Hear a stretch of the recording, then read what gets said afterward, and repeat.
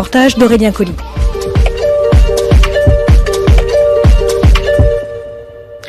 Et pour en parler ce soir avec nous depuis Beyrouth, Charbel Nahas, bonsoir. Bonsoir madame.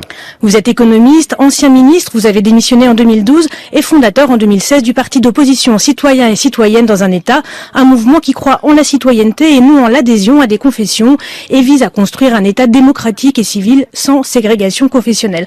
À vos côtés, Aurélien Colli, notre correspondant au Liban, bonsoir. Bonsoir Catherine, bonsoir à tous. Aurélien, vous vous êtes rendu dans les quartiers de Beyrouth dévastés par l'explosion du mois d'août. Oui, je suis allé dans les zones les plus proches du port où s'est produite cette explosion dévastatrice qui a fait, je vous le rappelle, plus de 200 morts, 6500 blessés, 8000 immeubles touchés, 300 000 Libanais affectés.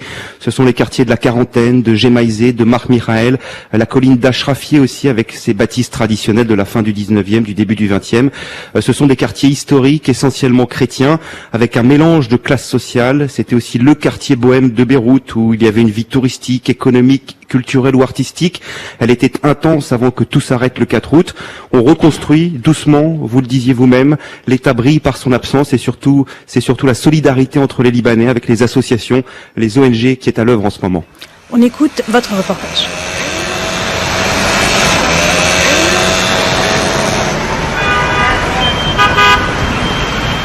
Je me trouve dans le centre-ville de Beyrouth, pas très loin des quartiers dévastés par l'explosion du 4 août.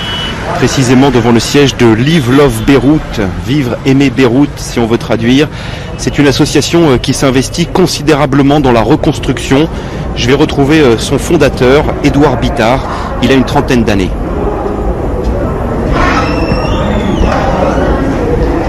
Bonjour, ça va, ouais.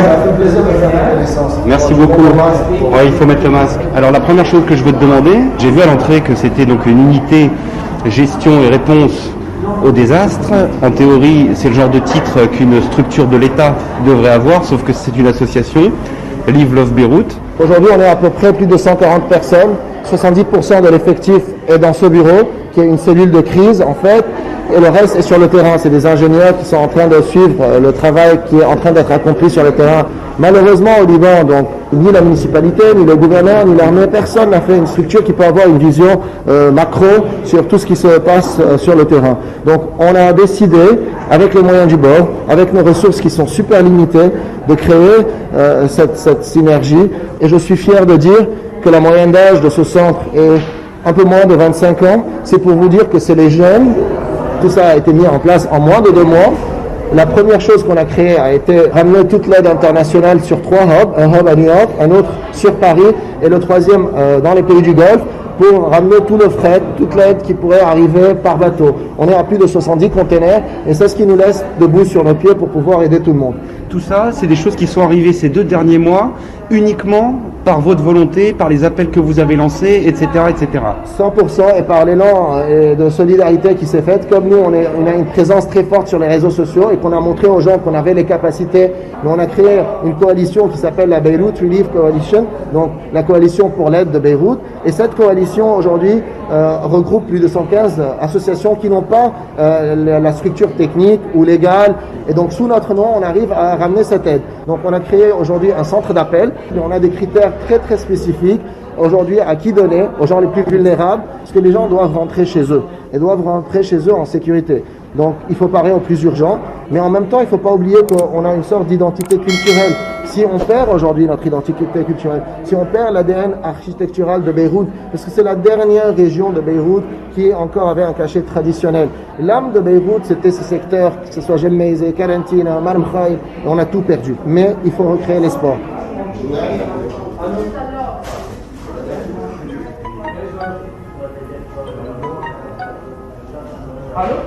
فاطمة كيفك معك ماجد من Live Love بيروت حضرتك مبايع عنا طلب لمساعدات مظبوط. Je m'appelle Sabrina, j'ai 22 ans, donc je viens de finir l'université, donc je suis venue directement ici pour aider le pays à s'en sortir de cette crise. On est dans un centre d'appel, c'est ça ici, grosso modo, c'est Oui, ça? donc on prend les appels et les demandes d'aide. Chaque personne, on fait un premier appel avec eux. Comme vous avez écouté maintenant, elle lui a demandé, la femme, de l'aide pour des médicaments. Donc ils sont une famille de 7 et les 7 ne travaillent pas. Elle a des enfants, elle a dit j'ai honte de vous dire. Donc elle lui a demandé de l'aide pour les détergents, pour les soins personnels. Et ils ont aussi besoin de vêtements pour leurs enfants. On travaille maintenant sur toutes les demandes qui nous viennent. Médicaments, hygiène, vêtements, reconstruction, l'hébergement, la nourriture, donc elle a besoin de nourriture aussi, et ce qui est support psychologique, meubles, fournitures scolaires. On a cette base de données et notre rôle, c'est d'aller chercher les ONG qui peuvent répondre à ces demandes. Donc c'est cette coordination entre toutes les ONG pour faire le plus efficace possible et le plus rapidement possible. Ok, بعرف ايه.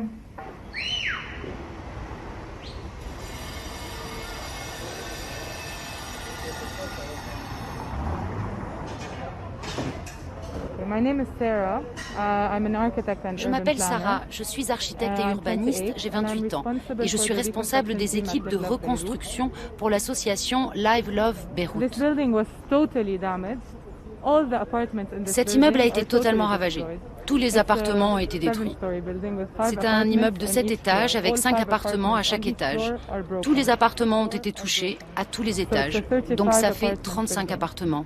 Les gens qui habitent dans cet immeuble, quel est leur milieu social? C'est plutôt des gens pauvres, des gens riches? C'est varié. Vous avez des personnes âgées, des retraités aux 2 premiers étages et en haut. Vous avez des familles avec des enfants. Ce ne sont pas les plus pauvres des plus pauvres, mais compte tenu de la situation économique et de la crise financière à Beyrouth, tous ces gens sont soit au chômage, soit ils n'ont pas accès à leur argent.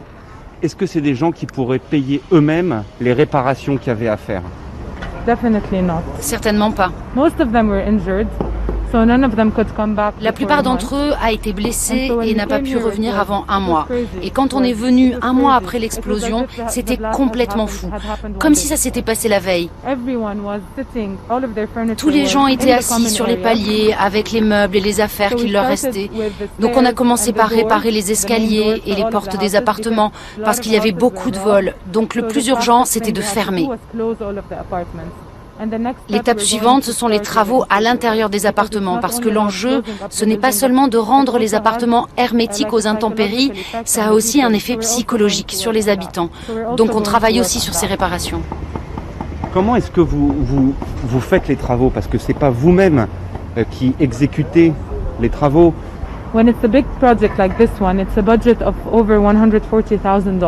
Quand c'est un gros projet comme ça, on parle d'un budget qui dépasse les $140 000. On est venu avec une équipe de 35 ingénieurs bénévoles qui ont inspecté tous les appartements. Une fois qu'on a eu leur rapport sur les dommages, on a cherché des donateurs. Quand on a bouclé le budget, on a fait un appel d'offres auprès de 3 entreprises qui réalisent maintenant les travaux. Mais nos ingénieurs jouent maintenant le rôle de contrôle. Ils viennent, inspectent le site, l'évolution des travaux et rendent visite aux familles. On va rentrer dans l'immeuble. Devant, tas de sable, sac de béton, d'une pelle, ils sont en train de faire du ciment. En entrant dans le hall, on voit encore quelques fenêtres fracassées. Les faux plafonds commencent à être faits, il y a des parpaings un peu partout. Et on va monter dans les étages.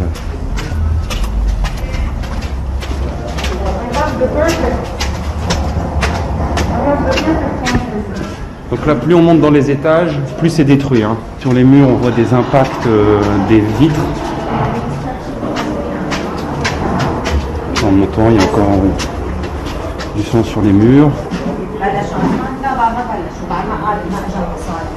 Bonjour. Vous habitez là? Oui. Oui? Vous parlez français? Oui. Je suis journaliste français. Je fais un reportage.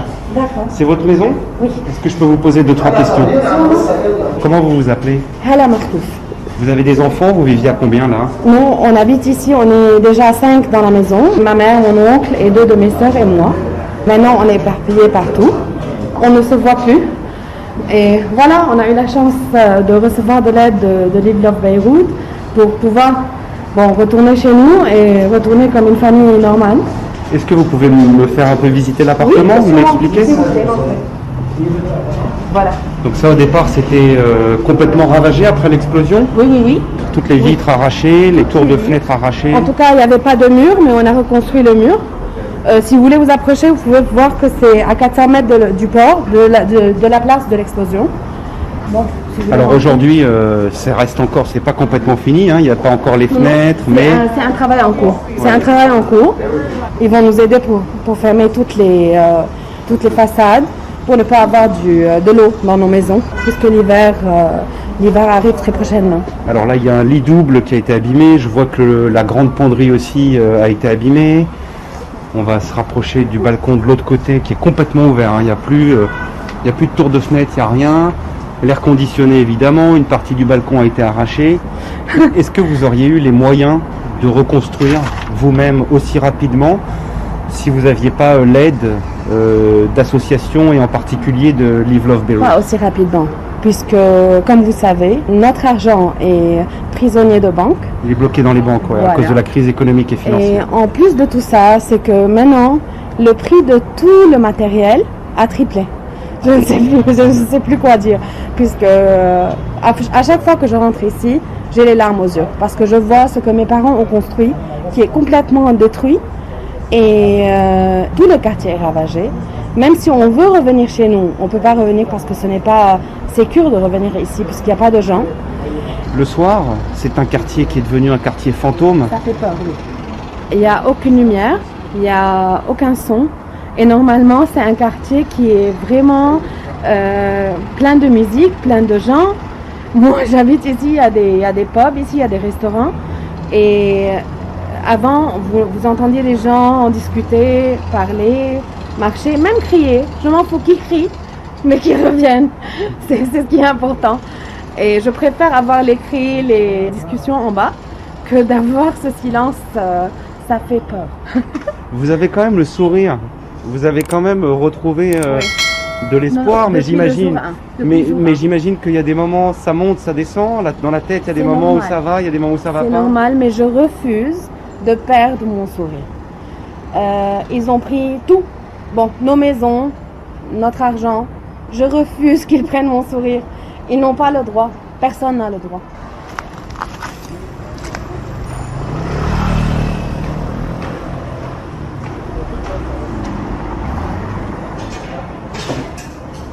Je suis maintenant dans le quartier de la Quarantaine qui jouxte le port et qui a lui aussi été ravagé. Un quartier plus démuni où là encore ce sont les associations et les ONG libanaises qui ont pris en main la reconstruction et l'aide aux habitants. Dans ce quartier, il y avait aussi le seul hôpital public de toute cette partie de Beyrouth avec une particularité, son service pédiatrique gratuit ouvert à tous. Il avait été monté en 2016 par un professeur de pédiatrie, le docteur Robert Sassi, déjà avec des dons privés et des aides internationales.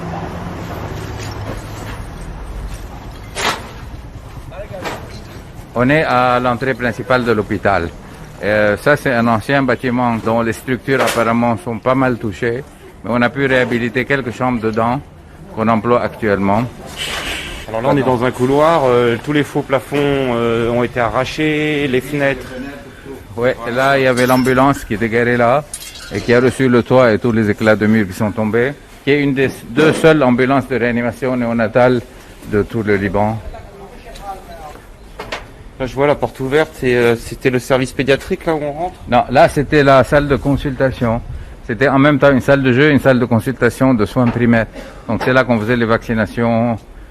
Aussi, elle a été détruite. Alors c'est juste pour que les enfants se sentent bien, à l'aise. Il y a encore toutes les peintures au mur, des fleurs, des oiseaux. Dans tous les services, c'était des peintures au mur pour que les enfants soient dans une ambiance chaleureuse où ils sont contents. Et ça, c'est le service de pédiatrie. Alors c'est absolument, littéralement dévasté.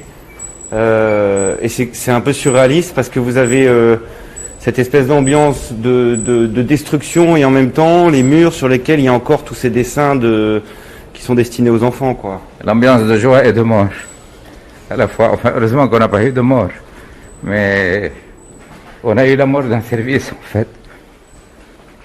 Donc ça, c'est les chambres de pédiatrie qui sont à droite et à gauche. On a essayé de stocker le peu de matériel qui reste. Donc ça, c'était des lits qui étaient tout le temps pleins de malades en fait. Ça, c'était la salle de soins de la pédiatrie. Ça, c'était... Là, dans la salle de soins, il y a carrément plus de mur, hein. Le mur est tombé. Il y avait des enfants là, il y avait des gens.